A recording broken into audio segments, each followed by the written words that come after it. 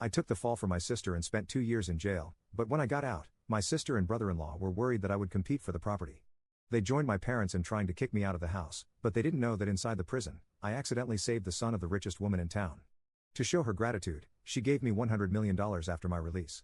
The first thing I did was try to go home and surprise them. You're just putting on a brave face now that you see we're not welcoming you, pretending you don't care, Seamus continued his snide remarks. Gavin also looked at me with disdain. Jonathan, you need to know your place. This isn't somewhere you belong. Just leave and stop embarrassing yourself. Exactly. Today is my daughter's 1-month celebration. Your presence here will only bring bad luck to her. I don't want my daughter to be poor her whole life. Get out. Seamus's hostility was relentless. I met his gaze and said coldly, if you don't want to see me, you can leave yourself. This was my territory, and I had no intention of indulging him. Well, aren't you something, Jonathan? No skills but plenty of attitude. This high-end hotel is no place for a broke ex-con like you. Get out. Get out. Get out. Seamus was furious, grabbing my collar and trying to drag me out. Don't touch me. I forcefully shrugged off his hand, causing him to stumble and nearly fall. Smack. Without a word, Melanie stepped forward and slapped me hard across the face. Jonathan, you're no longer the lobby manager earning tens of thousands a month. Now you're just a worthless nobody.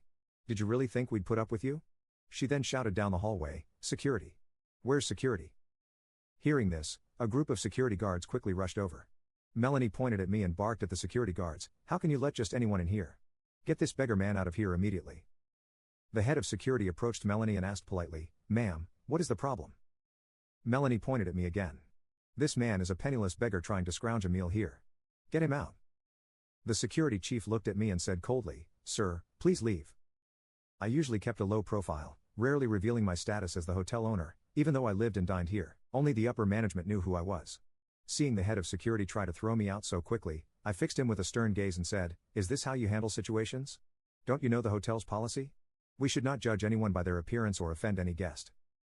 A flicker of uncertainty crossed the security chief's eyes. He looked at me uneasily, no longer daring to say anything.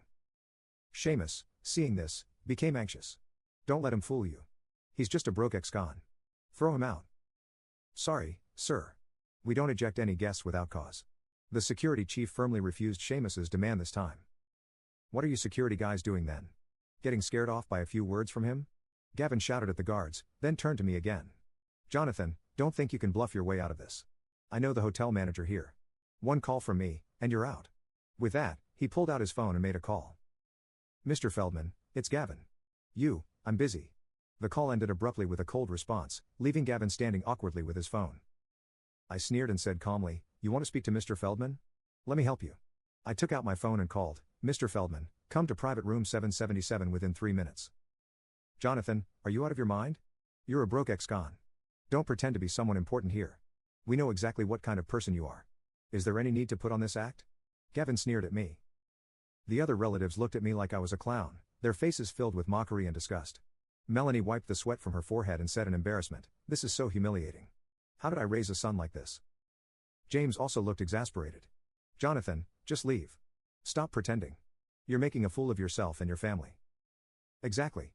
Some people are so poor they've lost their minds and developed delusions. Gavin couldn't even get Mr. Feldman here, and you think you can? It's ridiculous, Seamus scoffed, his tone dripping with contempt. He looked at me as if even acknowledging my existence was beneath him. But just as he finished speaking, a middle-aged woman in a suit arrived at our side.